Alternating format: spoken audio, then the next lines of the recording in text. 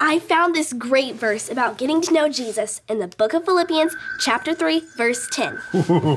Let's hear it. Philippians 3:10. Philippians 3:10. I want to know Christ better. I want to know Christ better. I want to know the power that raised him from the dead. I want to know the power that raised him from the dead.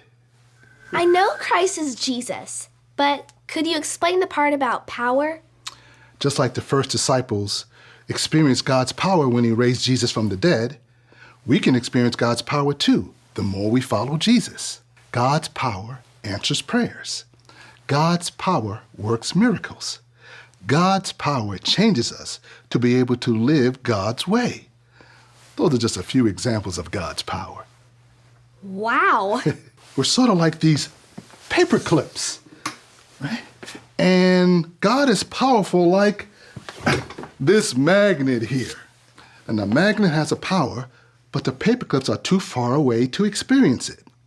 It's the same with us. If we don't get to know God, we may never experience his power.